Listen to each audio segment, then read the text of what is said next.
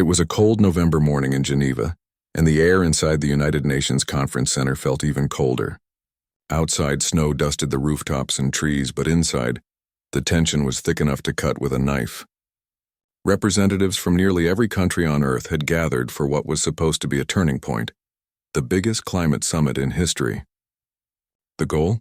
To finally agree on a real, enforceable plan to stop burning fossil fuels and start healing the planet before it was too late. But something felt off from the start. The team that had come to speak for the planet, scientists, community leaders, policy experts from over 190 nations, had spent months preparing. They weren't asking for favors. They were presenting a survival plan, a detailed roadmap, phase out oil, gas, and coal by 2040. Redirect trillions of dollars from military budgets and corporate subsidies into solar panels, wind farms, clean water systems, and regenerative farming. They had the data. They had the support of millions. And they believed, maybe foolishly, that this time would be different. Instead, they were shown to a small side room on the third floor, tucked behind the coffee station, and next to a storage closet labeled audio-visual equipment. The official schedule listed there, presentation under non-state observers, right between a panel on sustainable fashion and a workshop about eco-friendly paper clips.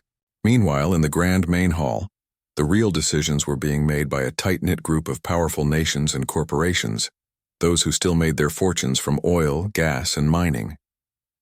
They called themselves the Resource Alliance, though everyone knew what that really meant: the people who controlled the world's energy, and therefore its future. From the hallway, one of the lead scientists watched through the glass doors as delegates from oil-rich countries laughed over espresso, shaking hands like old friends. No urgency, no fear, just business as usual. She had just flown in from Lagos, where her neighborhood had spent the last 3 weeks without power after the latest heat wave melted part of the grid. She'd seen children fainting in school from the heat. She'd held the hand of an elder who whispered, "Will the rains ever come back in my lifetime?" And now, here in this polished marble building, her planet's plea was being treated like a minor inconvenience. That night, back in her modest hotel room, she didn't sleep. She opened her laptop, connected to a secure network, and typed a short message to a group chat that spanned 6 continents. "They won't give us a seat at the table. Then we build our own." She hit send. Within minutes, replies started flooding in, not with anger, but with quiet determination. A farmer in Punjab wrote, "We've been feeding the world without their permission for centuries." A young engineer in Chile replied, "Our solar microgrid went live today. No permits, no waiting." A teacher in the Philippines added, "My students just mapped every flood-prone street in our town using free satellite data. We don't need their approval to protect our home." It wasn't rebellion. It was realization. For decades, people had waited, begged, pleaded for those in power to act. They marched. They petitioned. They voted. They cried in front of government buildings while glaciers melted and forests burned. And still the response was always the same. Not yet. Too expensive. Too complicated. Not politically feasible. But what if politically feasible was the wrong question? What if the real question was, what's physically possible? What's morally necessary? And what if ordinary people, connected, informed, and fed up, could do it themselves? The snub in Geneva didn't break them. It woke them up. Back home, in villages, cities, labs, and community centers across the globe, something began to shift. Not with loud declarations, but with quiet action. A group of fishermen in Bangladesh started installing floating solar panels on their boats, not just to power their radios, but to charge batteries for the whole village. In Kenya, a team of university students built drones that could plant 500 trees an hour, guided by AI trained on local soil and rainfall patterns. They didn't ask for a grant. They used open-source software and scrap metal. In the Arctic, indigenous elders worked with young coders to create an early warning system for permafrost thaw, using sensors made from recycled electronics. In Brazil, communities that had protected the rainforest for generations began sharing their knowledge through encrypted apps, teaching others how to grow food without destroying the land. No one was waiting for a seat at the big table anymore, because they realized they already had everything they needed: knowledge, tools, each other. The system had said, "You're not important enough to be heard. But the people whispered back, "Then we'll speak in actions, not words." And those actions started small, just a solar panel here, a seed bank there, but they multiplied fast, like roots spreading under concrete, unseen but unstoppable. The powerful didn't notice at first.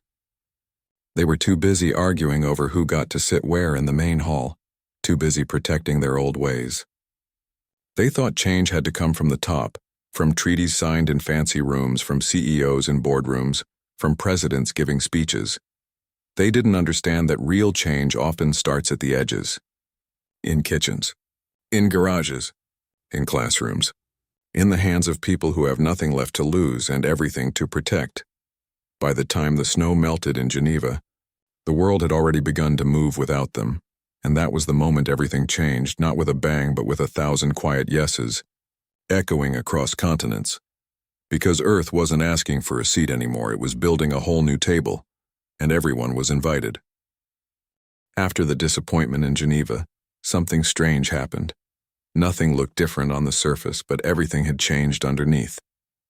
People didn't go home angry or defeated. Instead, they went home focused.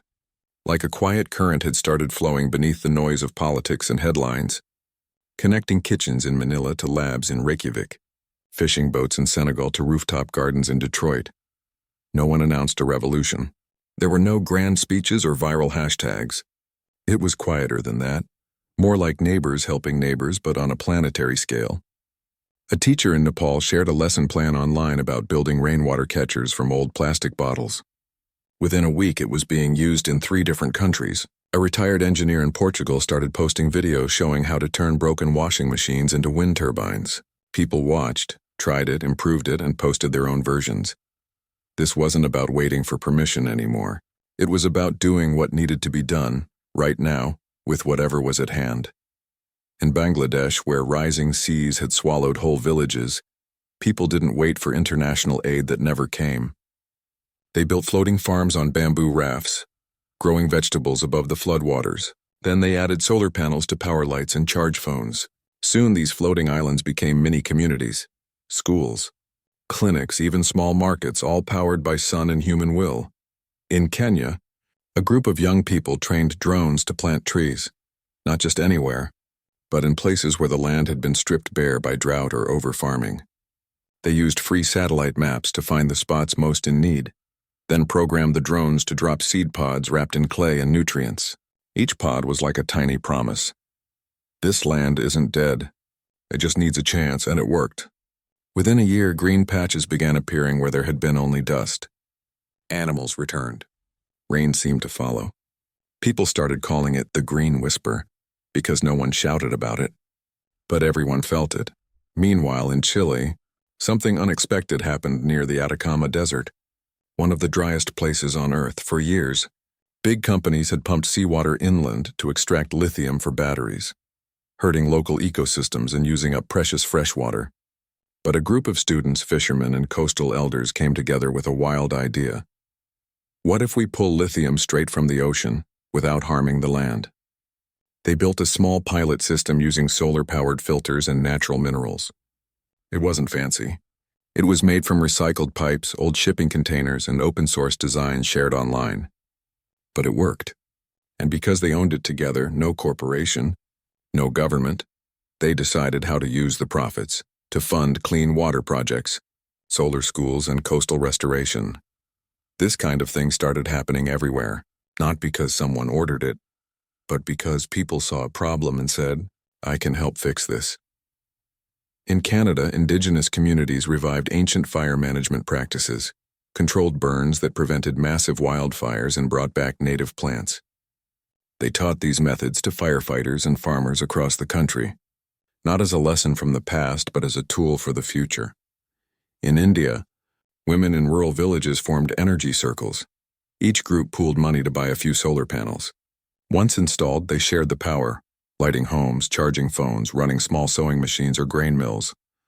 The extra income let them send their kids to school or start tiny businesses.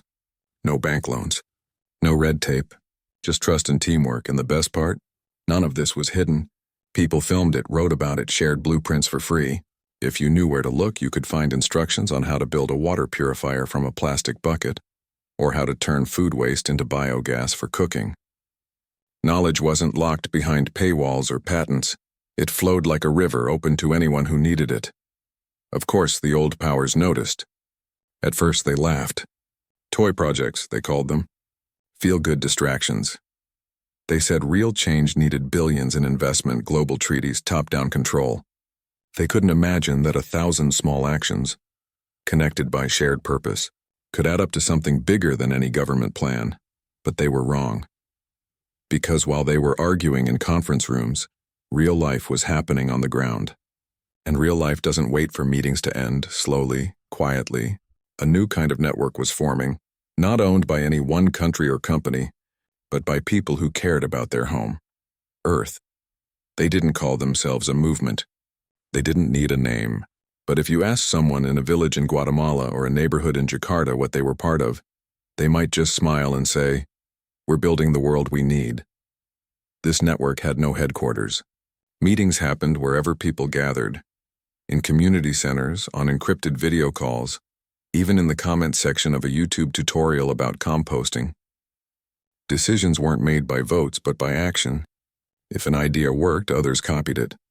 If it didn't, they tried something else. Failure wasn't punished. It was shared as a lesson. And trust grew, not because of contracts but because people kept showing up for each other. When a cyclone hit Fiji, within hours volunteers from the Philippines were sending drone footage of damaged areas. Engineers in Germany designed temporary shelters using local materials. Farmers in Thailand sent seeds for fast-growing crops.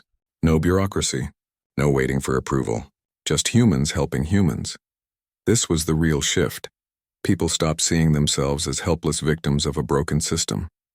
They started seeing themselves as builders of a new one. And the system they were building wasn't perfect. It was messy, sometimes slow, often underfunded, but it was alive. It breathed with real people's hopes, mistakes, and courage. Most importantly, it was theirs. No one could take it away because it wasn't stored in a vault or written in a law. It lived in hands that planted trees, in minds that shared knowledge, in hearts that refused to give up. Back in Geneva, the powerful kept talking. But fewer people were listening, because while they debated who should sit where, the rest of the world had already started building something better, not on paper but in soil, in circuits, in communities. And that's how the quiet network grew, not with noise but with roots. Deep, strong, and spreading fast. Because when you're denied a seat, you don't beg for a chair. You plant a tree. And one day, everyone gathers in its shade. Things had been simmering for a while. Small wins, quiet experiments. Communities stitching together solutions like patches on a well-worn quilt. But then came the moment that changed everything. Not with violence, not with anger, but with something far more powerful. Proof that a different world wasn't just possible. It was already working. It started when the big energy companies and oil-rich governments tried to tighten their grip. Faced with falling demand for fossil fuels, thanks to all those solar panels, wind turbines, and community grids popping up everywhere, they pushed hard. They lobbied governments to shut down unregulated energy projects.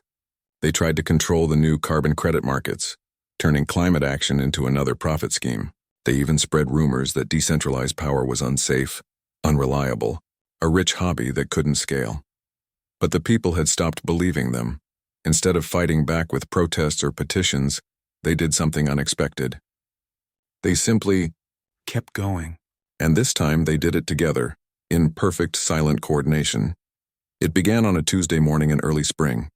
In Europe, smart grids in Germany, Spain, and Denmark automatically rerouted electricity away from coal plants and toward neighborhood solar cooperatives. In the US, electric school buses, normally parked during the day, started feeding power back into local grids during peak hours. In India, microgrids in rural villages held steady while the national grid flickered under strain. In Brazil, hydroelectric dams were supplemented by thousands of small river turbines built by local engineers. No one had ordered this. No central command gave the signal.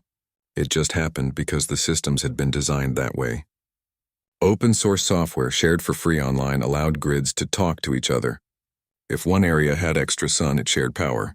If another had wind, it sent surplus energy where it was needed. It was like a living organism, breathing, balancing, healing itself. Within 48 hours, something astonishing occurred. Oil and gas demand dropped by 18% worldwide. Not because of a law or a ban, but because people simply didn't need it anymore. Factories ran on local renewables. Homes stayed warm with geothermal heat pumps. Trains ran on green hydrogen made in community plants. Even data centers, the invisible engines of the internet, switched to 100% clean power, thanks to deals brokered not by CEOs but by neighborhood collectives. The markets panicked. Oil prices crashed, not from war or sabotage but from obsolescence, like horse-drawn carriages when cars arrived suddenly. No one wanted them. In Dubai, the glittering towers dimmed not from a blackout, but because the city's desalination plants, which once guzzled natural gas, now ran on solar farms built in partnership with Omani fishing villages. The water still flowed. The lights came back on. But the old system? It was quietly retired. News channels scrambled to explain what was happening. Mysterious energy shift, one headline read. Global grid anomaly, said another. But people on the ground knew the truth. This wasn't an anomaly.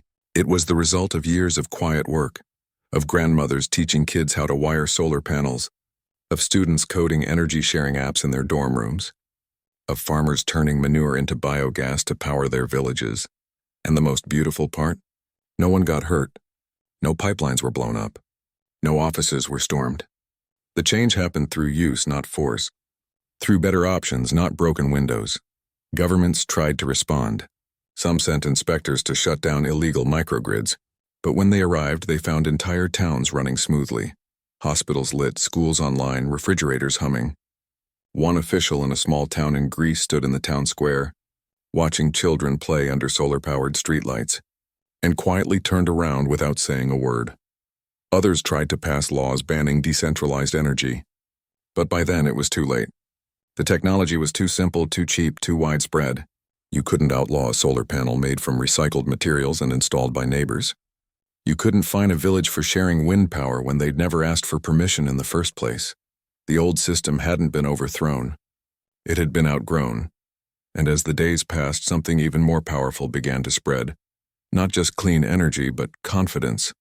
People realized we did this. Without them, maybe we don't need them at all. In classrooms, teachers stopped saying, someday the government will fix this. Instead, they said, what can we build this week? Kids started designing rainwater harvesters for their schools. Teenagers launched apps that tracked local air quality using sensors built from old smartphones. In cities, residents turned parking lots into food forests. In suburbs, neighbors formed tool libraries, sharing drills, welders, 3D printers, so no one had to buy everything alone. In remote areas, satellite internet and open-source medical guides allowed communities to run their own clinics. It wasn't perfect. There were mistakes. Batteries failed. Drones crashed. Some projects ran out of steam. But every failure became a lesson, shared online within hours. Someone in Peru would post, "Our biogas digester leaked, here's how we fixed it." And by morning, someone in Vietnam had improved the design. This was the real power, not control, but connection. And the Resource Alliance, the group that had laughed in Geneva, finally understood they'd lost. Not because they were defeated, but because they'd become irrelevant. Like a king shouting orders in an empty castle while the people outside built a new city with their own hands. The turning point wasn't a battle. It was a switch, flipped not by a general but by a grandmother in a village turning on a light powered by the sun that rose over her fields. After that week, the world didn't go back. Because once you've tasted freedom, real, practical, everyday freedom, you don't give it up for promises and paperwork. People had been told for so long that they were too small to matter. That change had to come from the top. But now they knew the truth. The top was just a view. The real work, the real power, had always been down here with hands, hearts, and the stubborn belief that another world isn't just possible, it's already being built. One solar panel, one seed, one shared idea at a time. After the energy shift, something even more surprising happened. Not just systems changed, but trust did too. People started believing in each other again, not in distant leaders or faceless corporations, but in the person next door, the stranger across the ocean who shared a blueprint. the community that sent seeds after a flood. And out of that trust, something new began to grow. A way to see the whole planet, not as a collection of countries or markets, but as one living system that everyone could help care for. It started with a simple idea. What if we could all see in real time how the Earth was doing? Not through filtered news or political spin, but through honest, open data about clean water, forests, air quality, even fairness in communities. A group of coders, scientists, and teachers came together and built a free public platform they called the Earth Ledger. No passwords, no paywalls, just a website anyone could visit, showing live updates from sensors, satellites, and community reports around the world. You could zoom in on your own town and see how much solar energy was being produced that day. You could watch forests regrow in the Amazon through time-lapse satellite images. You could see which neighborhoods had clean drinking water and which still needed help, and then click a button to connect with people working on solutions there. It wasn't about guilt or blame. It was about clarity and connection. And because it was built by people, not governments, it included things the old systems never measured. How many kids had safe places to play, whether elders had access to medicine, if local food was being grown without poisoning the soil. It treated human well-being and planetary health as the same thing, because they are. At first, only a few thousand people checked it daily, but soon millions did. Schools used it for lessons. Town councils based decisions on it. Farmers adjusted planting schedules using its weather and soil data. And because the platform was open source, anyone could add new tools, like an app that helped coastal villages predict storm surges using tide sensors built from old smartphones. This changed everything. For decades, people had been told that someone else was in charge of the big picture, but now the big picture was right there, in their hands.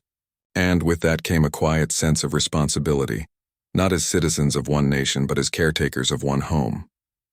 Nations began to notice, not because they were forced, but because their own people demanded it. In Europe, national energy ministries quietly handed over control to regional citizen assemblies, groups of neighbors, teachers, engineers, and farmers who met monthly to decide how to manage local power, transport, and food systems. They didn't need fancy titles. They just needed honesty and a shared goal: keep our home livable. In Brazil, something beautiful happened. After years of watching the rainforest shrink, the government finally agreed to return large parts of the Amazon to the indigenous communities who had protected it for centuries. But this time it wasn't just a symbolic gesture. These communities were given full legal authority and support from the Earth Ledger Network to manage the land using both ancient knowledge and modern tools like drone monitoring and soil sensors. Within a year, deforestation in those zones dropped to near zero. Wildlife returned. Rivers ran clear again. Even places once known for oil started to change.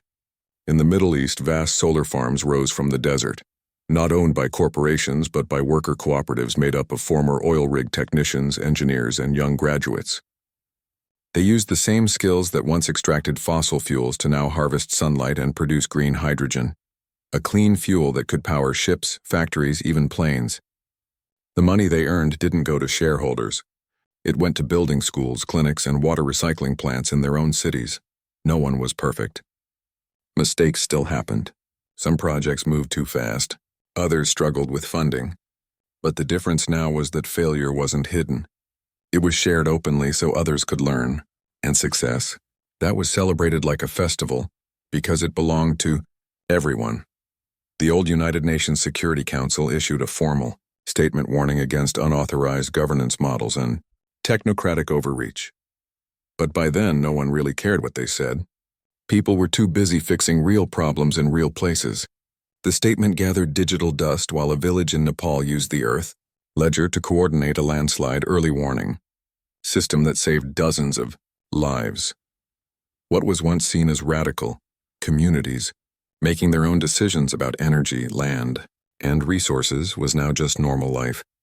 Kids grew up thinking it was strange that adults once waited for permission to clean their own rivers or power their own homes. And the best part? No one was excluded. If you had an idea, you could try it. If it worked, others would join. If it didn't, you'd get help to try again. There were no gatekeepers, no VIP lists, no right background needed. just willingness to care and to act. This wasn't a utopia. Hardship still existed, storms still came, droughts still hurt. But now people faced them together, with tools, knowledge, and networks that didn't depend on distant capitals or broken promises. The world hadn't been taken over. It had been handed back to the people who lived in it. And as the months passed, a new kind of pride began to spread. Not national pride, but planetary pride. Not my country is better, but we're healing this together, because they finally understood. The boardroom wasn't a place with leather, chairs and glass tables. It was everywhere people chose to act with care. In a classroom planting seeds. On a rooftop installing panels. In a village meeting under a tree. The seat they'd been denied. They didn't need it anymore. They'd become the table itself. 5 years after that cold morning in Geneva, the world looked different. Not because of grand declarations or sudden miracles, but because millions of ordinary people had kept showing up, day after day, doing what needed to be done. And on a quiet April morning, something simple yet profound happened. A small satellite, no bigger than a shoebox, lifted off from a coastal launch site in South America. It wasn't built by a government agency or a billionaire's company. It was pieced together by students, teachers, and retired engineers from Lagos, Jakarta, Buenos Aires, and half a dozen other cities, connected only by shared dreams and open-source plans. This satellite carried no weapons, no secret tech, no corporate logo. Just one thing, a live camera pointed straight down at Earth. Within hours of reaching orbit, it began streaming a clear, unfiltered view of the planet. Clouds swirling over oceans, green returning to dry lands, city lights glowing softly at night, all broadcast freely to anyone with a phone or computer. No subscription, no ads, just Earth as it was in real time. Down below, in a place that used to be an oil field in Texas, now covered in wildflowers and young pecan trees, a group of people gathered. Some had traveled for days. Others lived nearby. They weren't there for a ceremony or a speech. They were just planting trees, like thousands of other groups were doing that same day, from Mongolia to Madagascar. A reporter from an old-style news outlet, one of the few still clinging to the idea that real news came from suits in studios, walked up to one of the elders in the group, the same person who'd sent that message from Geneva years ago, and asked, "Now that everything's changed, who's in charge?" The elder paused, wiped dirt from their hands, and looked out over the field where solar panels stood beside rows of saplings. Kids were laughing nearby, filling watering cans from a rain catchment tank. In the distance, a small wind turbine spun gently in the breeze. "Nobody," they said with a soft smile. "And everybody." They bent down, patted the soil around a new tree, and continued. "We used to think we needed someone at the top to fix things. But the truth is, the top was never the problem or the solution. The solution was always down here, in the soil, in the choices we make every day, in the way we treat each other and this land." The reporter blinked, unused to answers that didn't name a leader or a party or a policy. "But who makes the big decisions now?" The elder pointed to the sky. "See that satellite? It's not watching us. It's reminding us that we share one home. And when you truly understand that, you don't wait for someone else to protect it. You just do your part and trust others are doing theirs." And that was the real shift. Not control, but care. Not power over, but responsibility with. Back in cities, towns, and villages everywhere, life went on, but with a new rhythm. Schools taught kids not just math and language, but how to grow food, purify water, and read the signs of a changing climate. Hospitals ran on solar power and used AI tools built by local coders to predict disease outbreaks before they spread. Farmers shared seeds and soil techniques across borders, not through trade deals, but through online forums and traveling workshops. Even money had changed. Instead of chasing endless growth, communities created local exchange systems, where fixing a neighbor's roof could earn you fresh vegetables, or teaching a coding class could get your child into a music workshop. It wasn't about replacing the old economy overnight, but about building something more human alongside it. Something that valued time, care, and connection over profit alone. And the Earth Ledger? It was now used by over 1 billion people, not as a command center, but as a mirror, a way to see what was working, where help was needed, and how everyone's actions added up. When a drought hit a region in East Africa, within hours, Water-saving irrigation kits were being 3D printed in community labs across 3 continents and shipped via shared cargo drones. When a forest fire threatened a village in Greece, volunteers from Portugal and Turkey sent real-time fire mapping data gathered from their own drone networks. No one asked for permission. No one waited for a press release. They just acted, because they knew they were part of something bigger than themselves. The old institutions didn't vanish overnight. Some faded away quietly, others adapted, humbled by the fact that real change had happened without them. A few still held meetings in grand buildings, but fewer people paid attention. Why listen to debates about who should lead when you're already building a better world with your own hands? And the most beautiful thing? Joy had returned. Not the loud, flashy kind, but the deep, steady kind that comes from purpose. From knowing your work matters. From seeing your child drink clean water from a tap powered by the sun. From watching a river you helped clean come alive with fish again. On the day the satellite went live, people all over the world looked up. Not to worship technology, but to remember. To remember that Earth was never a resource to be managed or a problem to be solved. It was a home, a living, breathing home that had given everything to its people. And now, finally, its people were giving back. There were no fireworks that night. No speeches on global TV. Just millions of small lights turning on. Solar lamps in villages, porch lights in towns, phone screens glowing with the live Earth feed. And in each of those lights, a quiet promise: we're here, we're awake, and we're not letting go. Because they'd learned the hardest and simplest truth of all. You don't need a seat at someone else's table when you're the one growing the food. Building the chairs and sharing the meal, Earth wasn't denied a seat anymore. It had become the whole room, and everyone, every single person, was finally home.